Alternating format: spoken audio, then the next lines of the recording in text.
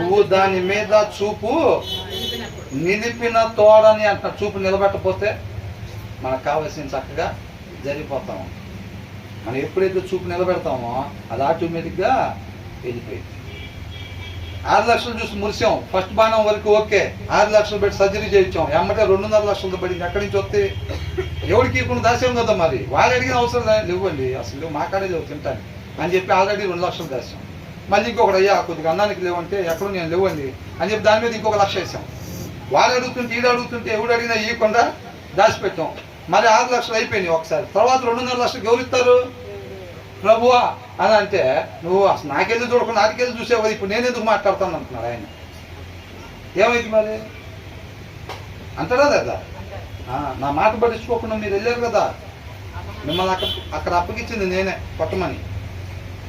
దెబ్బ పడుతుంటే ప్రభువా ప్రభువా అని అంటాడు ఆయన, కాముకుంటాడు. ఇంకో 4 దెబ్బలు పడితేనే ఆకారం వచ్చిందండి, త్వరగా 4 కూడా కంప్లీట్ చేయండి సార్ మీద అంటారు. అప్పటికే నలిగిపోయి మొత్తం గర్వం అంతా అనిగిపోయింది. నాయన నీ పాదాలు చెంతే నా శాశ్వత జీవితం ప్రభువా అంటాం. తీసుకురండి లోపలికి అంటారు.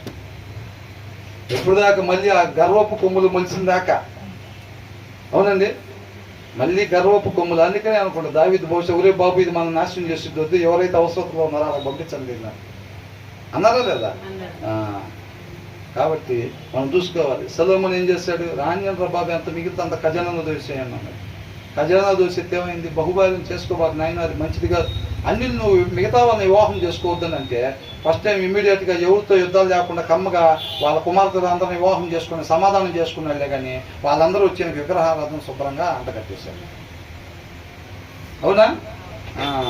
ఆయన దగ్గర ఉన్న డబ్బు ఘనత పేరు బాగానే ఉంది, ఆత్మీయ జీవితం ఎడిపోయింది. అదే మరి ఆ ఎక్స్ట్రా ఏదైతే అర్థం ఆ ముద్ద జడగొట్టిద్దంట మనం. అవునా కదా? మన సాక్షి జీవితం అదే జడగొట్టేది. బ్రదర్ కదా బాగానే ఉన్నాడు, భోజనం పెట్టిన తర్వాత తేడా పడింది బండి అంతా అనుకున్నాను. బ్రదర్కి ఆ ఎక్స్ట్రా ముద్ద పడింది చూసారా? ఆ ఎక్స్ట్రా ముద్ద పడినప్పుడే రంగు మారినాయి. బ్రదర్ కళ్ళు రంగు ఎప్పుడు మారినాయి అంట. అప్పుడు దాకా పాపం నా గొర్రెలు నేను ఆమె చూసుకోవాలి. గొర్రె ఎక్కడ బాగోపోయినా తల్లి ఏమైందమ్మా నీ కాళ్ళకి అనేటట్టుగా ఉండాలి కాపరి. అవునా? ఎప్పుడైతే ఎక్స్ట్రా ముద్ద పడిందో గొర్రెలు అరుతున్నా కానీ అసలు వినపడతలేదు. ఇంకా 4 గంటల స్లీప్ తర్వాత ఏదైనా. అవునా కదా? కాబట్టి అది అంటే నేను అనేది ఇది అందరికీ సంబంధించిందండి. ఇది అందరికి సంబంధించింది. అది పైన పోస్ట్ తెగించి కింద దాకా ఎవరికైనా సరే ప్రతి ఒక్కళ్ళు కూడా అదంట రెక్కలు కట్టుకొని ఎగిరిపోయిద్ది అని అంటున్నాడు. ఏంటంటున్నాడు? When your eyes light on it is gone అంటున్నాడు.